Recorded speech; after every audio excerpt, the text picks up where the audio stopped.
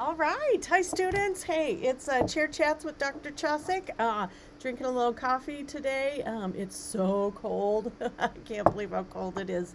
I guess we're officially in winter, right? So, welcome to the second Chair Chat. It's been a month, if you can believe it, since I sent out the first one. So, I have a long list of things to go through. So, I might have to do this more frequently than every month. But anyway, so hang on. It might be a little bit of a long video. Um, First off, register for classes if you have not done so already. So I am working to get as many seats open as I possibly can for students who need classes.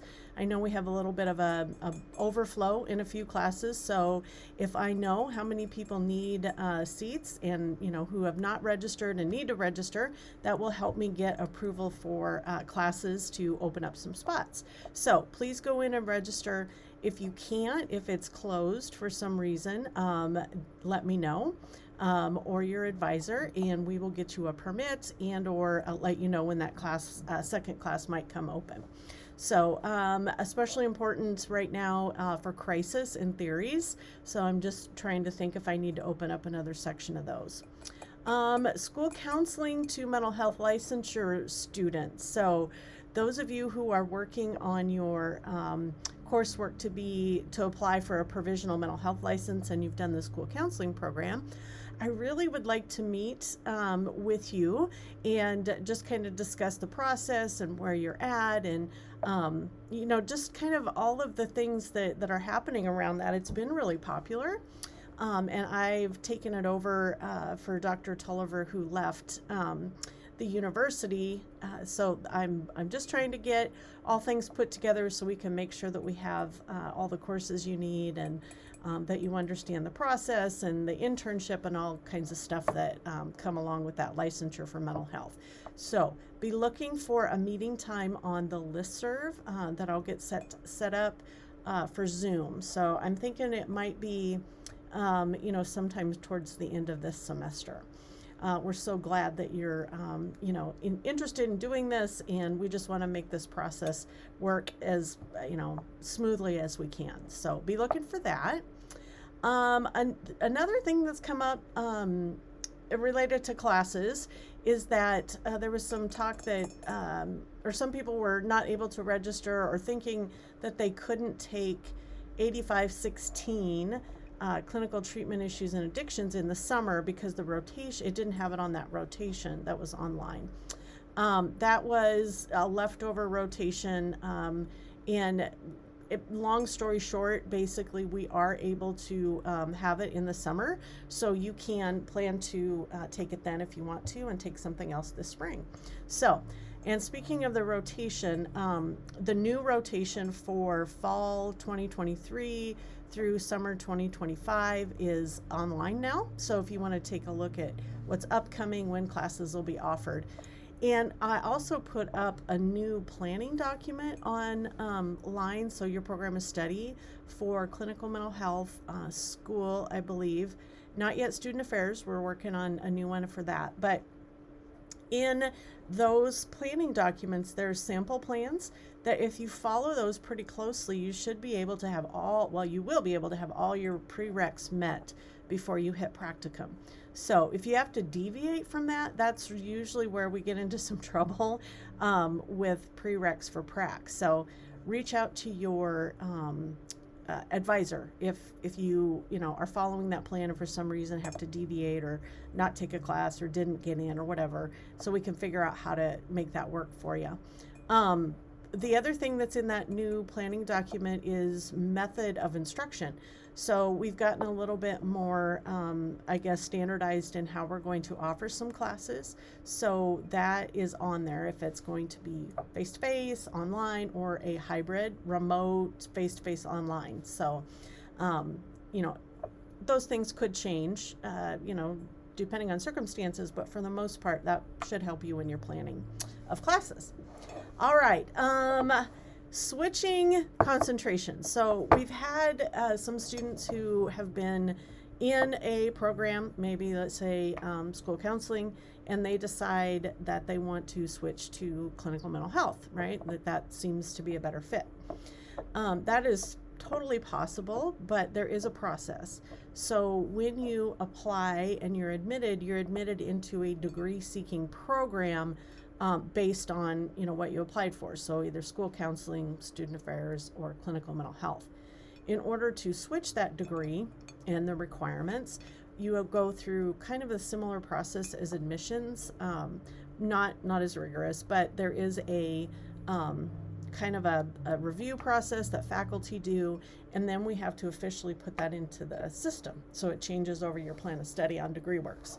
So if that is something you are thinking about, you just let your advisor know, and then we will put you into the next group of admissions so that we can make those determinations and get you switched over. So it's not just as easy as I'm going to take new classes, right? We have to actually go through that process, make sure you're a good fit for the program, and then admit you into that program. So if you have any questions, let me know. It happens every once in a while, and we're just trying to get more clear on how that works. All right. Speaking of more clear, Dr. Abby put up some information about practicum and internship for clinical mental health. And it's really important that you read that on the listserv, because there's been a little bit of, buzz, how that happens through the grapevine about, that whole internship practicum sites, whether you can be paid, not paid, if you're going to get in, you're not going to get in.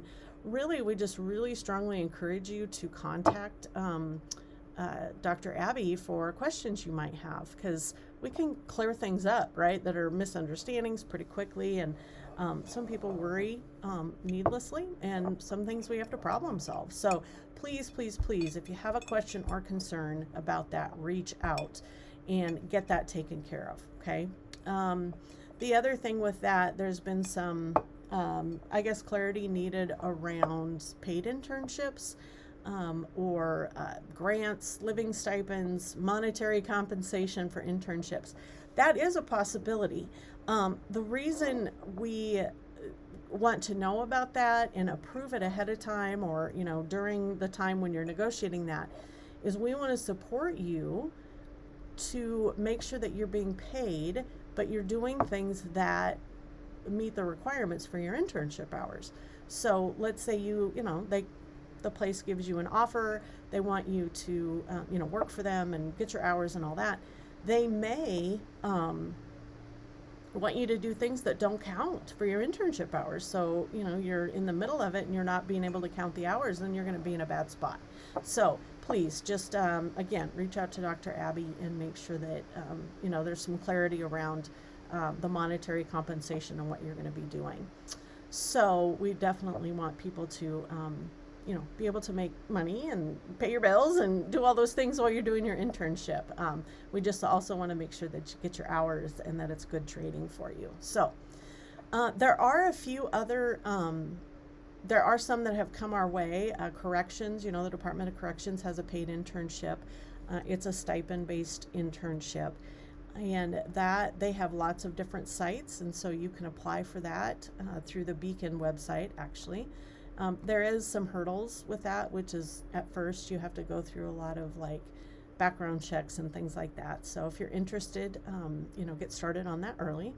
And then Charles Drew sent us some more information about their sites and their internships. They are located all over the metro area. So if you want to do something, with Charles Drew and that population, they're in the schools, they're in the integrated healthcare clinics. They're kind of all over the city, so that would be a neat opportunity if you're interested in that. Let's see, the other things I wanted to talk about, feedback for adjunct faculty. So you have lots of ways that you can give the program and instructors feedback, and I think it becomes a little bit harder with adjuncts because they're not core faculty. But I really want to hear that feedback about adjunct faculty, because that helps us make decisions about assignments and all those things. For core faculty, you know, have lots of mechanisms as well. Definitely fill out the evaluations. Remember to give, you know, the feedback of where you have concerns, but also where you think things are going well, right? That's really helpful. We want to do more of what is working. So if you have any feedback, you know, specifically about any courses with adjuncts, definitely let me know. We try to support them and help them as much as we can. It's kind of a tough assignment when you're an adjunct faculty. So, you know, but they are experts in the field, and they're giving us lots of relevant context and content of what's going on in the field right now. So, definitely we, you know, want to make sure that we are providing good training, and you know, that's all the way around, students and faculty. All right, send me your questions if you have any questions. I'm always open to that. I get a lot of emails, but my student emails always rise to the top. I want to make sure that we're responding, or I'm responding to student needs. I don't always get in the classroom, so but when I do, it's so much fun. So if you have questions, wonderments, concerns, you know, reach out. Let's communicate. Let's practice what we tell our clients to do, right? If you have a problem, let's problem solve it and communicate. And, you know, in a respectful way. That's super important for our professional dispositions. So, lastly, we have new students joining us. So our next cohort or group of students who have been admitted to the program are joining us in January. I think we have about close to 40 across all 3 concentrations that are joining us. So if you see them in your classes, welcome them, make them feel at home. You know, they're just getting started, and you know, need lots of information and help and support and guidance. And so I know those of you veterans status students can be really instrumental in that way. All right, well, I think that's all I have. I know that was a lot of information and I talked fast. If you missed anything and want information or need anything, let me know.